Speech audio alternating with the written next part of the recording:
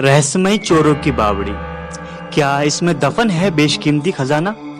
आइए आज हम आपको एक ऐसी जगह के बारे में बताएंगे जहां पर कई चोरों की वजह से माना जाता है कि बेशकीमती खजाना यहां पर अभी भी मौजूद है। एक बार फिर से स्वागत है आपका हमारे YouTube चैनल में, जिसका नाम है द अर्थ मिस्ट्री। यदि आप और भी रोमांचक भरे वीडियो देखना चाहते हैं और रोमांचक तथ्यों के बारे में जानना चाहते हैं तो हमारे चैनल को सब्सक्राइब कीजिए और बेल नोटिफिकेशन को दबाना ना भूलिएगा। रोहतक के पास महम में एक जगह है जिसका नाम है चोरों की बावड़ी। इसके इतिहास में खास जगह बनी हुई है। इसे स्वर्ग का झरना भी कहा जाता है। मुगल काल की यह बावड़ी यादों से ज्यादा रहस्यमयी किस्से कहानियों के लिए जानी जाती है और इसके बारे में यह भी कहा जाता है कि सदियों पहले बनी इस बावड़ी में अरबों रुपए का खजाना छुपा हुआ है। यही नहीं, इसमें सुरंगों का जाल है जो दिल्ली, हिसार और लाहौर तक जाता है। लेकिन इन बातों का इतिहास में कहीं भी कोई उल्लेख नहीं मिलता है। कुछ ऐसे ही प्रश्न हैं जो आज भी लोगों के लिए एक रहस्य बने हुए हैं। बावड़ी में है सुरंगों का जाल। बावड़ी में लगे फारसी भाषा के एक अभिलेख के अनुसार इस स्वर्ग के झरने का निर्माण उस समय के मुगल राजा शाहजहां के सूबेदार सैयद कलाल ने 1658-59 ईस्वी में करवाया था। इसमें एक कुआं है जिस तक पहुंचने के लिए 101 सीढ़ियां उतरनी पड़ती हैं। इसमें कई कमरे भी हैं जो कि उस जमाने में राहगीरों के लिए आराम के लिए बनवाए गए थे। सरकार द्वारा उचित देखभाल न किए जाने के कारण यह बावड़ी जर्जर हो रही है। इसके बुजुर्ग मंडेर गिर चुके हैं। कुएं के अंदर स्थित पानी काला पड़ चुका है और इस बावड़ी से ज्ञानी चोरों की कहानी भी जुड़ी हुई है। इस बावड़ी को लेकर वैसे तो कई कहानियां गढ़ी गई हैं, लेकिन इनमें प्रमुख है ज्ञानी चोर की कहानी। कहा जाता है कि ज्ञानी चोर एक शातिर चोर था जो धनवानों को लूटता और इस बावड़ी में छलांग लगाकर गायब हो जाता और अगले दिन फिर राजनी के लिए निकल जाता था।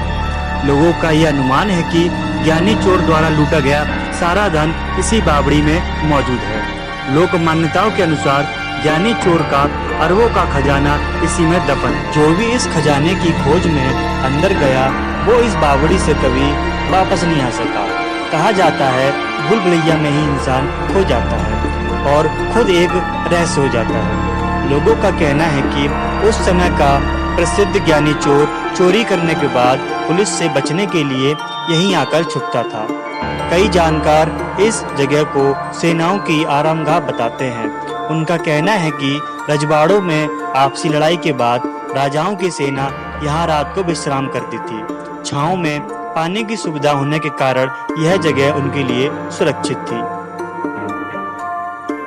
इतिहासकार नहीं मानते ज्ञानी चोर को, लेकिन इतिहासकारों की माने तो ज्ञानी चोर के चरित्र का जिक्र इतिहास में कहीं नहीं मिलता है। अतः खजाना तो दूर की बात, इतिहासकार डॉक्टर अमर सिंह ने कहा कि पुराने जमाने में पानी की जरूरतों को पूरा करने के लिए बावड़ियां बनाई जाती थी। लोगों का कहना है कि इतिहासकारों को चाहिए कि बावड़ी से जुड़ी लोक मान्यताओं को ध्यान में रखकर अपनी खोजबीन फिर नए सिरे से शुरू करें, ताकि इस बावड़ी की तमाम सच्चाई जमाने के सामने आ सके। कहने को तो ये बावड़ी पुरातत्व विभाग के अधीन है, मगर 352 सालों से कुदरत के थपेड़ों ने इसे कमजोर कर दिया है, जिसके चलते इसकी एक दीवार गिर गई है और दूसरी दीवार कब गिर जाए इसका पता नहीं। ग्रामीणों का कहना है कि कई बार प्रशासन से इसकी मरम्मत करवाने की गुहार लगा चुके हैं। बावड़ी में गायब हो गई थी पूरी बारात। ज्ञानी चोर की गुफा के नाम से आसपास के क्षेत्र में लोकप्रिय हो चुकी बावड़ी जमीन में कई फुट नीचे तक बनी हुई है। इसमें एक कुआं है। कुएं के ऊपरी सिरे पर एक पत्थर लगा हुआ है। जानकारों का कहना है कि इस पर फारसी भाषा में स्वर्ग का झरना लिखा हुआ है। किंवदंती है कि अंग्रेजों के समय में एक बारात सुरंगों के रास्ते दिल्ली जाना चाहती थी। कई दिन बीतने के बाद भी सुरंग में उतरने बाराती ना तो दिल्ली पहुंच पाए और ना ही वापस निकले। किसी अनहोनी घटना के चलते अंग्रेजों ने इन गुफाओं को बंद कर दिया। यह अभी भी बंद पड़ी हैं। सरकार की अनदेखी में बर्बाद हो रही बावड़ी। पानी के अंदर गंदगी व अन्य तरह की वस्तुएं तैरती हुई देखी जा सकती हैं। सफाई की कोई व्यवस्था नहीं है। चमगादड़ों ने नीचे जाने वाली सीढ़ियों में अपना डेरा जमा लिया है। लोहे के दरवाजे जाम हो चुके हैं।